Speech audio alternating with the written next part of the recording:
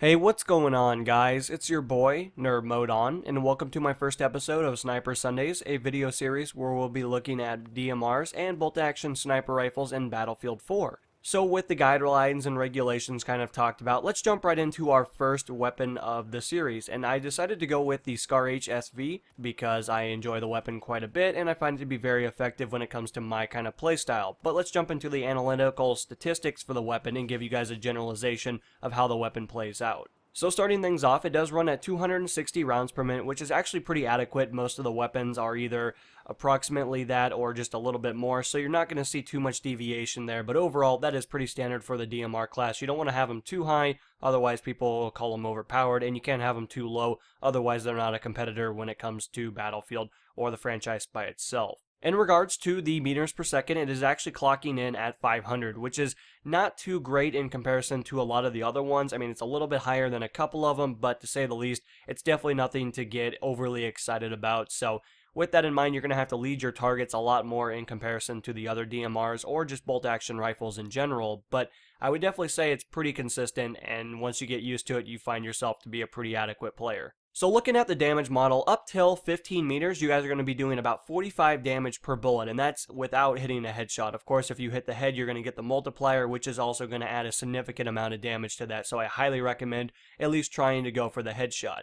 But with that in mind, of course, if you're not able to successfully get the 45 damage, you're going to kind of notice that it's going to start dropping off to about 30 damage at 80 meters, which isn't really that bad. I mean, 30 damage is a lot better than a lot of the assault rifles, but you also have to take in consideration that, you don't have a lot of rounds per minute, so you're going to have to be a little bit more accurate with your weapon. It's going to play off to be a little bit more defensive, take cover, and also have the ability to look at the map in a different perspective and be able to navigate it with a little bit more of an advanced tactical ability. So jumping on into the reload speeds, you guys are going to notice that if you guys have one bullet left in the chamber, you're going to be able to achieve that 1.85 second reload speed, which is actually really fast and it's really adequate, especially for a game like Battlefield 4, which is very fast paced in a lot of circumstances, especially if you play the urban maps. But with that in mind, of course, if you happen to use up all the ammunition in your magazine, you're going to be clocking in at 2.3 seconds for the reload, which even in my opinion isn't really that bad, especially for, again, a weapon that's going to be a little bit more defensive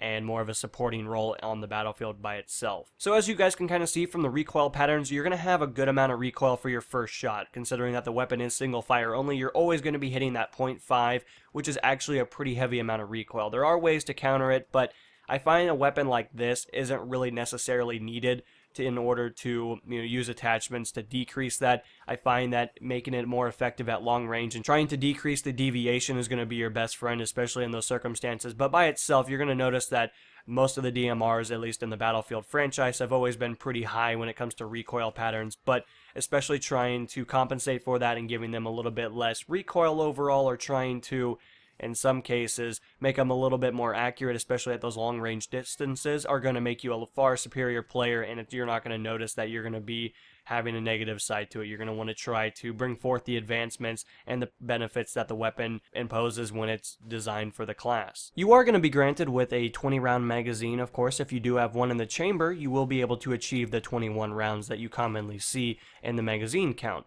Now, of course, with that in mind, that is pretty consistent with a lot of the other DMRs, and it's actually pretty adequate when it comes down to the category by itself, so I highly recommend trying to pace out your reloads, just because you don't want to be reloading too often, but to say the least, it's not going to hurt too much in this specific case.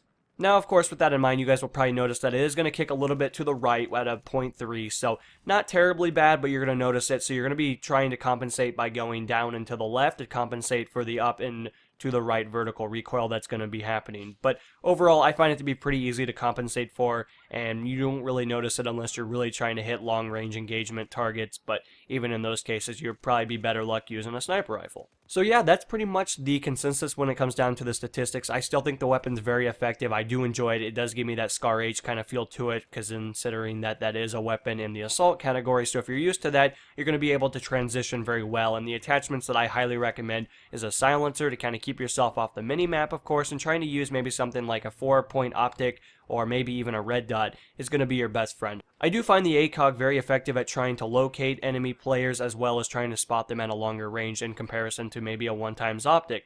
but that's just my recommendations, of course. I do recommend trying to use the stubby grip to give yourself a little bit better accuracy when it comes to long range, but overall, that's just a recommendation. You can always use something that can decrease that vertical recoil if you're noticing it to be a little too strong. Then, of course, try to go with an angled grip. But overall, I find that to be a very effective setup by itself.